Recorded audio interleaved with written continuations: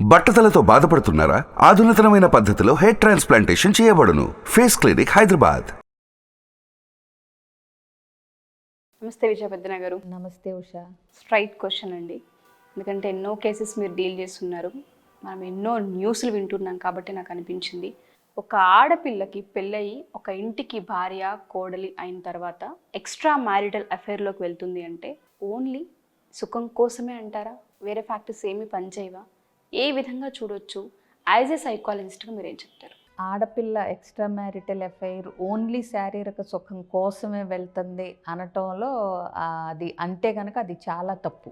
So only సుఖం, physical needs కోసం వెళ్ళే వాళ్ళ పర్సంటేజ్ చాలా చాలా మైన్యూట్గా ఉంటుంది. అంటే ఏంటి, మిగతా అన్ని భర్తతో బాగుండి ఓన్లీ ఫిజికల్ నీడ్ కోసం ఎక్స్ట్రా మ్యారిటల్ అఫైర్లోకి వెళ్ళిన అమ్మాయిల భార్యల సంఖ్య చాలా పర్సంటేజ్ చాలా తక్కువ ఉంటుంది. అర్థమైందా?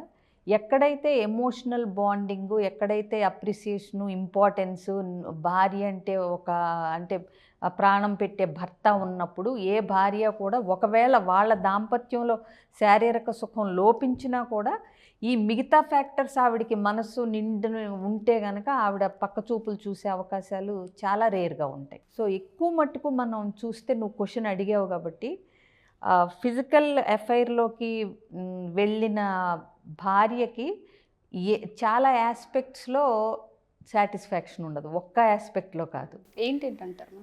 అంటే ఆ అమ్మాయికి జనరల్గా వాల్యూ ఉండదు, ఎంత చేసినా గుర్తింపు ఉండదు, చేసింది అన్న పేరు ఉండదు, ఎమోషనల్ కనెక్షన్ ఉండదు. అంటే భర్తతో మానసికంగా దగ్గరతనం అనేది ఉండదు. రొటీన్ కింద మారిపోయి చాలామంది గ్రాంటెడ్గా తీసుకుంటూ ఉంటారు. అంటే చాలా జీవితాలు ఈ ఉరుకులు పరుగులాటల్లో చూస్తే ఉషా ఎట్లా ఉంటుందంటే, పొద్దున్నే లేవటం, కాఫీలు తాగి టిఫిన్లు చేసి బాక్సులు కట్టుకుని భార్య భర్త ఉద్యోగాలకు వెళ్ళిపోవటం, పిల్లల్ని స్కూళ్ళకి పంపించడం, రాగానే మళ్ళీ హోంవర్క్లు, వండటం, తినటం, పరిగెత్తటం, పని చేసుకోవటం, పడుకోవటం, ఇదే. తిన్నామా, పడుకున్నామా, పని చేసామా, తెల్లారిందా. సో ఇట్లాగే ఉంటాయి. ఇట్లా ఉన్నప్పుడు ఏమవుతుందంటే ఒక స్తబ్దత, ఒక శూన్యం ఏర్పడుతుంది. భార్య భర్తలు ఇద్దరి మనసులో దగ్గరతనం ఉండదు, ఒక మధ్యలో ఒక వ్యాక్యూమ్ క్రియేట్ అయిపోద్ది. సో ఆ వ్యాక్యూమ్ క్రియేట్ అయినప్పుడు ఏంటంటే నువ్వక్కడ నేనిక్కడ అనేది మానసికంగా దూరంగా ఉంటారు. ఎక్కడ ఒక కలిసి ఒక పని చేయటం కానీ, కలిసి ఒక ఈవెంట్లో పాల్గొనటం కానీ, అంటే రోజువారీ కార్యక్రమాల్లో నేను చెప్పేది. సో మొక్కుబడితనం కింద మారిపోతుంది జీవితం అనేది. సో అందులో ఒక ఏమంటారు, ఒక రసాస్వాదన కానీ, ఒక అనుభూతి కానీ ఏమీ ఉండదు. అంటే ఒక మెచ్చుకోలు, ఇవాళ బాగున్నావు, ఒక మెచ్చుకోలు ఏముండదు. అంటే చిన్న చిన్న ఆనందాలు కూడా కరువు అయ్యి ఇక ఏంటంటే మెకానికల్ రొటీన్ లైఫ్ అవుతుంది చెప్పాలంటే స్థూలంగా.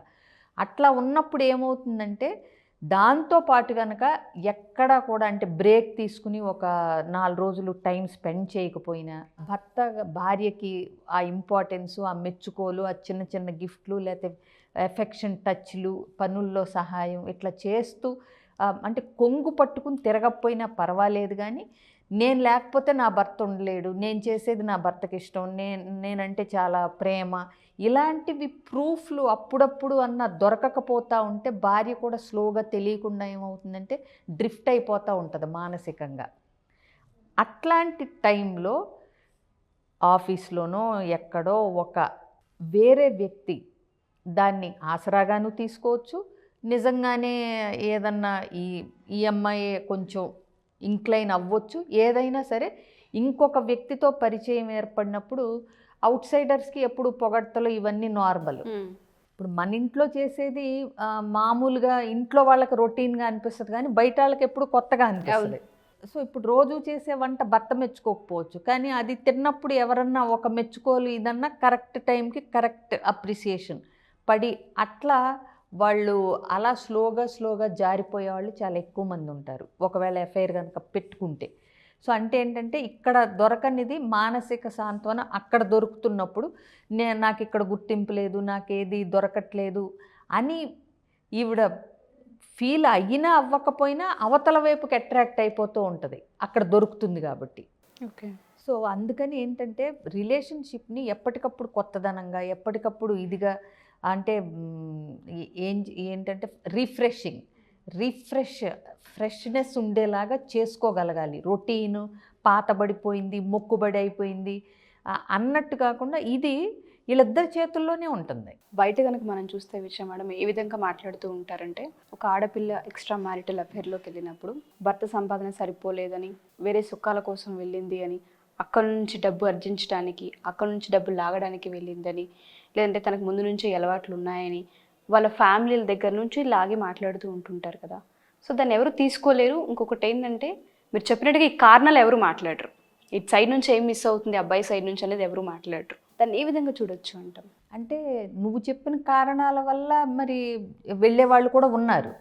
అలా లేరని కూడా మనం చెప్పలేం కదా. కొంతమంది ఇంట్లో అన్నీ బాగున్నా కూడా పక్క చూపులు చూసేవాళ్ళు ఉంటారు. సో కోటాను కోట్ల మంది ఉన్నప్పుడు వీళ్ళు ఇందుకే ఈ ఫ్యాక్టర్స్ వల్లే పెట్టుకున్నారు, వీళ్ళు ఇదే అని మనం ఎక్కడ కేటగరైజ్ చేయలేం. బట్ నేనేమంటున్నానంటే, ఇంట్లో ప్రేమ, ఆప్యాయతలు, అభిమానాలు అన్నీ పక్కాగా చక్కగా దొరుకుతున్నప్పుడు పర్సంటేజ్ చాలా తక్కువ ఉంటుంది అంటున్నాను.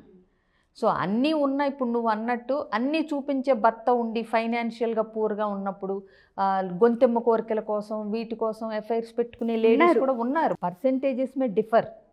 సో కాబట్టి ఏంటంటే ఇలా ఉంటే ఇలా చేస్తారు, అలా ఉంటే అలా చేస్తారు, ఎఫ్ఐఆర్ ఉండటానికి ఇవే ఇంట్లో ఈ కారణాలే పూర్తిగా రీజన్ అని కూడా మనం చెప్పలేం. బట్ ఇవి సరిచేసుకున్నప్పుడు తగ్గే అవకాశాలు ఉంటాయి. సో ఇంట్లో భార్యాభర్తలు ఇద్దరూ అసలు ఎక్స్ట్రా మ్యారిటల్ అఫైర్ పెట్టుకోకుండా ఉండటం కోసమే ఇలా చేయటం కాదు. అసలు వాళ్ళిద్దరి మధ్య కూడా ఎప్పటికప్పుడు అది ఆ బాండింగ్ పెరగాలన్నా, అది అందంగా ఉండాలన్నా, ఇప్పుడు కొంతమందికి చూడండి పెళ్ళై 30 ఏళ్ళు అయినా అప్పుడే 30 ఏళ్ళు అయిందా అన్నంత బాగుంటారు. కొంతమంది 10 ఏళ్ళకే అబ్బా ఇంకా 30 ఏళ్ళు ఉందా కలిసి ఉంటాకి అంటే అందులో ఏం ఉండదు, ఆ రసం ఉండదు, పిప్పిలాగా అయిపోతుంది వాళ్ళది అప్పుడే 10 ఏళ్ళకే. సో అందుకని ఏంటంటే ఎప్పటికప్పుడు దాన్ని రిఫ్రెషింగ్గా ఇప్పుడు చూడు, మొక్కకి ట్రిమ్ చేస్తే మళ్ళీ కొత్త ఆకులు వస్తాయి. సో నువ్వు కూడా ట్రిమ్ చేసుకోవాలి. అంటే అక్కర్లేనివి ఏమున్నాయి తీసేసి యాడ్ చేస్తూ ఉంటే, అంటే కొంత మెన్యూరో కొంత పెస్టిసైడ్సో యాడ్ చేస్తూ ఉంటే మొక్క ఎప్పటికప్పుడు నవనవలాడుతూ ఉంటుంది. సో నువ్వు కూడా రిలేషన్షిప్లో అపార్థాలు, అవమానాలు ఇలాంటివి ట్రిమ్ చేసుకుంటా, కొన్ని మర్చిపోతా, కొన్ని లెట్ గో చేసుకుంటా, కొన్ని యాడ్ చేసుకుంటా. అంటే మీ ఇద్దరికి ఏమి ఇష్టం ఎలాంటి, అప్పుడప్పుడు 4 రోజులు ఇద్దరు కలిసి బయటికి వెళ్ళి వస్తా. సో ఇవన్నీ చేసుకుంటున్నప్పుడు ఏంటంటే జీవితం అనే దాంపత్యం అనే మొక్క కూడా నవనవలాడుతూ కళకళలాడుతూ ఉంటుంది. దీనికి కంటిన్యూస్ ఎఫర్ట్ పెట్టాలి. అది వెనకటి తరాలకి తెలిసినా తెలియకపోయినా. ఎందుకంటే ఇది వరకు ఒక కమిట్మెంట్ ఉండేది. అప్పుడు లేవంటలేదు ఎక్స్ట్రా మ్యారిటల్ అఫైర్స్ కానీ అప్పుడు కానీ, ఏదైనా చాలా తక్కువ. అట్లాగే ఈ ఎక్స్పెక్టేషన్స్, సోషల్ మీడియా, ఈ కంపారిజన్స్, ఇలాంటి డిస్టర్బెన్సెస్ అప్పుడు చాలా తక్కువ. ఇప్పుడు ప్రపంచం అంతా అరచేతుల్లోనే ఉంది. ప్లస్ అమ్మాయిలు కూడా ఇండిపెండెంట్గా అయ్యారు. ప్లస్ కొత్తగా ఉండటానికి, ప్రతిరోజు వాళ్ళు యాక్టివ్గా ఉండటానికి, హ్యాపీగా ఉండటానికి, ట్రెండ్లో ఉండటానికి ఇలా ప్రిఫరెన్స్ ఇస్తున్నారు. సో ఏంటంటే బాండింగ్, మ్యారేజ్ అనే కాన్సెప్ట్ కూడా కొద్దిగా రూపాలు మార్చుకోవాల్సి వస్తుంది. అంటే ఏంటి, ఇదివరకు భార్య వంట చేస్తే మనం థ్యాంక్స్ చెప్పినా చెప్పకపోయినా, బాగుంది అనకపోయినా, ఆవిడ రెగ్యులర్గా ఆవిడ పని ఆవిడ చేసుకుంటూ వెళ్ళేది. భర్త తెచ్చినప్పుడు కాంప్లిమెంట్ ఇచ్చినా ఇవ్వకపోయినా ఆయన పని ఆయన చేసుకుంటూ వెళ్ళేవాళ్ళు. ఇప్పుడు ఏంటంటే ఎక్స్పెక్టేషన్స్ పెరిగినాయి. అర్థమైందా? సో అందుకని ఏంటంటే ఆ బాండింగ్ డిఫరెంట్గా దాన్ని ఎన్రిచ్ చేసుకోండి అని చెప్తున్నాను నేను. అంటే make your life rich with your memories, moments, daily ఎమోషన్స్ని గ్రాటిట్యూడ్తో, అప్రిసియేషన్తో, రెస్పెక్ట్తో ఇవన్నీ ఎక్స్పెక్ట్ చేస్తున్నారు భార్యలు కూడా. వాళ్ళు చేసే పనికి వాళ్ళకి గౌరవం ఇవ్వాలనుకుంటున్నారు. వాళ్ళు చేసిన దానికి గుర్తింపు కోరుకుంటున్నారు. ఏదైనా కానీ ఎక్స్ప్రెషన్ కోరుకుంటున్నారు. అంటే రొటీన్ లాగా మా ఆయన మనసులో నేనంటే చాలా ప్రేమలే అని తెలిసినా కూడా అది ఎక్స్ప్రెస్ చేసినప్పుడు ఆవిడ మొహంలో పూచే నవ్వు నువ్వు ఎంత ఇచ్చినా కొనలేవు. అవునా? సో అట్లాంటివి చేసుకోండి అంటాను నేను. రొటీన్గా ఉండకండి, డిఫరెంట్గా ఉండండి. సో మీరు అన్నట్టుగానే ఎక్స్ట్రా మ్యారిటల్ అఫైర్కి వెళ్తున్నప్పుడు భార్య వైపే కాకుండా భర్త వైపు మనం చూస్తే ఆయన చేసే పనుల వల్ల ఇంపాక్ట్ అయ్యే అవకాశం ఎక్కువగా ఉందని చెప్పుకోవచ్చేమో మీరు చెప్తున్న దాన్ని బట్టి.